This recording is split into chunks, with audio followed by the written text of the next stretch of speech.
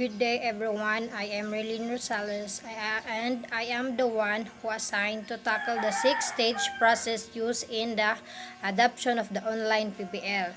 First, we have the identifying the problem, in which current issues that do not have just one answer or definite solution. Here, identifying the problems is clearly identifying the root cause of a problem or developing a detailed problem statement that includes the problem's effect. Next is we have the brainstorming. It is generate the ideas, tackle the problem through self-directed questioning or arouse student intrinsic motivation, or this is where the group gathers and plans ideas for what they are going to do. Next, we have the collecting and analyzing information. This one is assigning the group members to collect information, posting what they can find and what they can learn. It is a collaborative collection of useful information, and where this is a process where collecting and analyzing information on relevant variables in a predetermined methodical way so that one can respond to the specific research questions, test hypotheses, and assess results. Next, we have the synthesizing information, in which solving the problem through synthesized relevant data or knowledge building. This is the way that student can take information from multiple sources and bring the information together. When the sources combine together, it creates one cohesive idea. This is typically how students learn new ideas, theories, and information. 5, we have the co-building knowledge. It is a presentation of the solution to the learning problem issues, in which this will be the presentation of the solution from the ideas that they gather, that they can have a solution, and this is the time that they will present it. Next is we have the refining the outcomes. It is giving feedback and suggestions by the instructor to help students improve learning from the others' presentation. This next is we have the 8 essential elements of problem-based learning.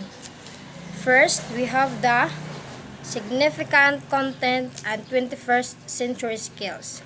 A content-light project that is fun for the student, determining the significant content and where the natural curricular connection between the standards and even unit occur. It also determines how you will promote the critical thinking, collaboration, communication, and creativity in the experience of the student. 2, we have the driving question. A project must be open-minded, engaging, and crafted so that the inquiry process is initiated. This question certainly is open-ended and engaging, and it launched the inquiry process with the student. So here, driving question is a question you pose to student in order to get them to investigate a problem or a process. Student will learn or practice case standard while exploring the driving question, but the standards do not need to be stated in it.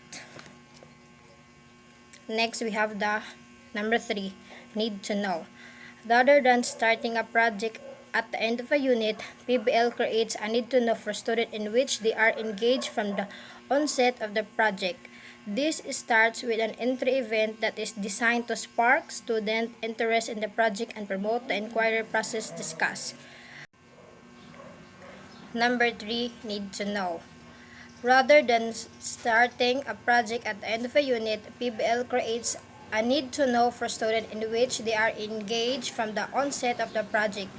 This starts with an entry event that is designed to spark student interest in project and promote the inquiry process discussed, which means need to know is a skills, content, and logistical information required to complete a project-based learning unit.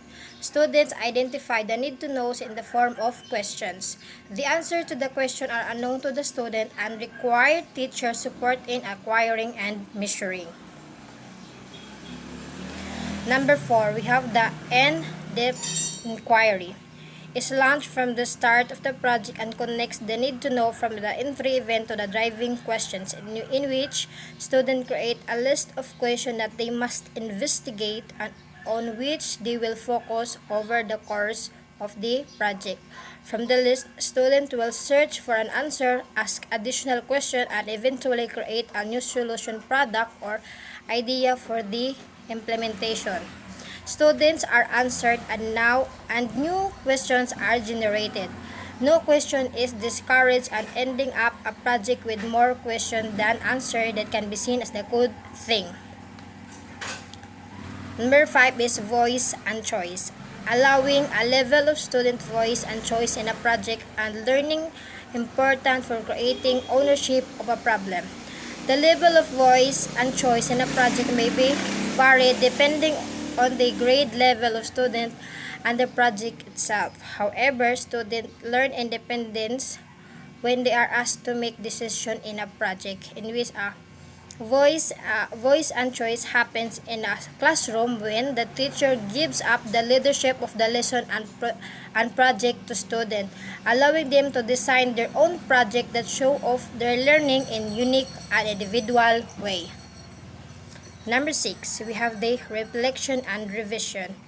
It is an element frequently incorporated in English language arts classroom. Furthermore, the student must continually refer to the driving question, reflecting upon and revising it as needed. The inquiry process prompts the need to answer additional questions, and students must actively engage in reflection and revision in order to fully answer the questions. Number 7 is the curriculum content. Curriculum content simply means the totality of what is to be taught in a school system.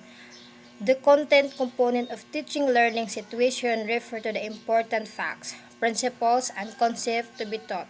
An effective curriculum provides teachers, students, school leaders, and community stakeholders with a measurable plan and structure for delivering a quality education. And lastly, we have the public audience. A public audience is the final element of PBL. It can enhance the final product, taking it to a higher standard of professionalism, moving beyond simply completing the end product for the teacher of their peers, propels students to take a pride in the conclusion of their PBL experience. It also places students in a situation where they must use their 21st century skill of communication.